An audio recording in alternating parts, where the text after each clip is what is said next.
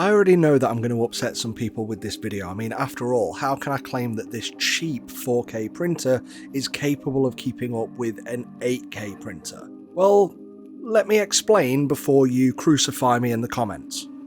But if you're going to crucify me, at least do it directly. So hi, my name's Ross and this is Fohammer Videos. So today I'm looking at the Anycubic Photon Mono 2, which is a direct sequel to the Anycubic Photon Mono, an incredibly popular entry-level printer, and this one steps it up a good way. Despite its small form factor, it's actually got a fairly decent print volume, which is 143 by 89 by 165 millimeters. And the display is slightly larger now at 6.6 inch, but this is true 4K, or as some people call it, Ultra 4K, which is 4096 pixels by 2560, which still gives us a 35 micron pixel size. It's super easy to set up, and again, because it's so lightweight, you just pop it out of the box, take away the protective foam, and you get all the accessories with it, such as scrapers, gloves, some filters, and also the typical rubbishy USB drive that you get with every 3D printer. There's only a couple of things I want to knock it for because, again, it's fairly basic, it's cheap, it's entry level. And those two things are the fact that the feet are just as plastic as the housing, which means if you've got a smooth surface it's sat on, then any little knock will cause it to go sliding across the surface. But I recommend you get a rubber mat to sit it on and to protect your worktop from any spilled resin, and also when you're getting models off the build plate anyway. And the other issue I have with it is, again, the USB ports on the side towards the back, which it just annoys me, but with this being a cheaper printer, you can kind of forgive it in a way, and I know from comments in my previous videos this doesn't bother most people. It's just one of those things that I find prevents you getting other devices up close to the printer. But again, you can forgive it. This is entry level, so you know it's really going to cost you very little in terms of what 3D printers cost you, and you're getting a pretty decent amount out of it when it comes to what you can get for print quality and the size and volume of this printer. Everything feels cheap, but it is cheap. Expect it to be cheap. It doesn't make it a bad quality printer, and as I said before, we're getting comparable prints to 8K printers out of this little thing. On the plus side in the quality column though, the build plate is laser etched, which a lot of people tend to prefer because it means you get much more adherence. Unfortunately, this also has the double-edged sword side of it where it's sometimes harder to get things off the build plate, but you know, you decide what works for you. I don't really care. So long as you expose right, it should still stick to the build plate, whether it's smooth or whether it's etched. But it's nice to see they put the effort in here at least. And you also get a screen protector. Now, based on comments I've had on other videos and shorts on how to install these, I decided to have a go by putting some soapy water on the screen. Now, I think the fallback or failure on my part is that I didn't have a spritz bottle to do this with, and I ended up just soaking the LCD. But because this screen protector is wider than the screen, what I've ended up with is it actually causes some air gaps at the edge of the screen between the tape and the LCD itself. So I honestly, even if I hadn't have put that soapy water on it, I can't see how this would be that useful if it's going to leave those gaps anyway. Nevertheless, they included one. I don't think it's the right size, they should have just done one cut to the size of the screen, but again, they include it, and on a cheap printer that's not a bad thing. The UI is small, so if you've got big fingers you could struggle a bit. I'm constantly pressing the wrong button, but otherwise the same UI as every other Anycubic 3D printer in the last couple of years. One thing they are touting with this is improved light uniformity, and to be fair, I don't know how to measure this. I have no scientific equipment to compare the light uniformity in this to any other printer, but every printer I've read about the past few years has always said improved light uniformity because of X or Y. So yeah, it's probably good. Let's have a look at some actual prints though in a minute to see why this is actually an improvement on the printer. Leveling is really straightforward. All you need to do is loosen off the 4 screws that are connecting the build plate and then press the button to send it to the 0 position. Then all you need to do is tighten up the screws and set it to Z equals 0 to tell it that this is your starting location. And it's nice to see that a printer at this price point doesn't scrimp on the leveling mechanism, so that's a nice inclusion that they've put on here as well. All in all, for a entry-level printer, this has some of the newer, more advanced features of any of the printers that I've come across recently. So to test this printer, I used Anycubic's water washable resin because they sent me some and I hadn't used any before. And it's worth noting, just because it's water washable doesn't mean that you put the waste down the drain. This stuff's still toxic and you still need to get rid of it at a chemical waste disposal plant. And it was quite fun to see the test print that comes with this is reminiscent of the one that came with the old Anycubic Photon S, which is about 5, maybe even 7 years old at this point. And this is just some isometric cube with Anycubic written through the center. And it's not the most detailed print in the world, but it's kind of fun and just shows you some of the powers of what you can get from a resin printer. But I'll be honest, this printer's capable of much more than what they give you in the box to print. So my hypothesis about the quality of this printer being as good as any of the larger 8K printers I've printed with recently came about when I was printing the RERF test file. And it's funny because one of the most popular shorts I've made on this channel, which has had over 20,000 views for some reason, was ignorantly called 8K printers are irrelevant. And I've had so many people commenting on how wrong I am, but the point wasn't to say that 8K printers are irrelevant, don't buy 8K printers.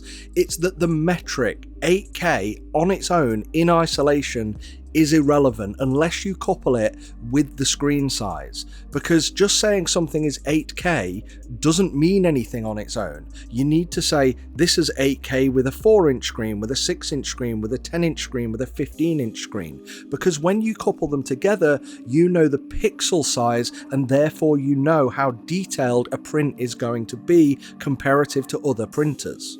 If you take a printer like this, which is 4K with a 6-inch screen, then the pixels on this are much smaller than what you would get on something like the Frozen Mega 8K, which is an 8K screen, but it's much larger, and therefore so are the pixels in comparison to the ones on this 4K screen. Are you still with me? But to break it down to simple terms, an 8K screen is not going to automatically by default give you better print quality than every 4K screen out there. An 8K on its own as a metric is irrelevant, and what you need to look at is the pixel size of the pixels on any given LCD, and the lower the number, the higher the quality of the print. To a point. So, like with my other printers, I print the Photonsters test file, and this Photonsters exposure test is really simple because whilst you get a test file on this printer, there's nothing on here that I determined was measurable nor comparable to any of the other printers I've reviewed. I use this Photonsters test because it has the holes and posts section, and if you have more holes then you are underexposed. If you have more posts you are overexposed. You want to get a balance of the two. Now, the most I have ever had on any printer ever out of the 15 posts and the 15 holes is 13. At least for a balanced exposure anyway. I can overexpose and get more posts, and I can intentionally underexpose and get fewer. But whenever I do a printer review, I look for that balanced exposure first, and I've never got more than 13 posts and 13 holes equally. So first of all, I like to use the RERF feature of Anycubic printers because this lets you print 8 models at a time in separate octants on the screen, but it allows you to print them with 0.25 second increments so that you can quickly find your exposure time in just 1 or 2 prints rather than having to adjust it and print several times over. And whilst Anycubic do provide a test file on the USB stick, there are 2 problems with it. One, it's not measurable in the same way that my Photonsters test is, but 2, you can't test any other layer height than what they've given you. Because this is a pre-sliced file, you can change the base exposure time, but you can't change the layer height. How could you possibly change the layer height of something which is pre-sliced? It's impossible. This is daft, Anycubic, and if you're gonna recommend this, I've said it in previous printer reviews, but now I'm getting tetchy about it, just supply us with the RERF model so we can make our own, please. Thanks. So anyway, in order to use the Photonsters test that I'm used to, I actually had to cut it up, and the problem was initially, because I'd left it with the holes and posts piece and the fanes piece connected to it, the size of that model actually crossed over the different octants on the screen, and it wouldn't do the exposure for me at different increments on one print. And I didn't want to resize the print because then it would be offset as how much detail it would be able to produce and wouldn't be comparable to other printers. So I just stuck by slicing up the holes and posts section and printing this to see what my results were. And once it was done, this was great at quickly determining my best exposure time, and for 35 micron layers this was at 1.75 seconds, but just like with my much higher resolution printers, posts 14 and 15 didn't print when I had a balanced exposure setting. So I took this test and put it in Mesh Mixer and measured the diameter of these posts, and post 15 is 50 microns across, post 14 is 100.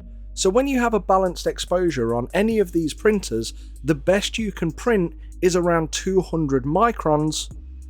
Why are people complaining and saying they can see a difference between 35 microns and 22 microns when none of these printers with these resins are capable of rendering that level of detail? I honestly don't know. This is a question to the community. Am I going insane? What am I missing here? Or have I actually realized something that will finally stop this detail argument once and forever? But for me, on this exposure test, when it's balanced, I'm able to get exactly the same amount of detail from this 35 micron printer as I am able to get from the 22 micron prints of the Sonic Mini 8K and all of the other 28.5 and 29 micron printers between them. What am I missing? So if you've got any idea, please let me know. Honestly, when using this water washable resin, I wasn't too happy with it. It's so brittle. In fact, I've complained about other high quality resins before, but this is some of the most brittle stuff I've ever used. Thankfully, it is water washable, which means I can fill a bucket up with really hot water, which will soften the resin and make it easier to get off the build plate. But not only did these exposure tests shatter, I also broke models just when trying to fit parts together and get them off the build plate too.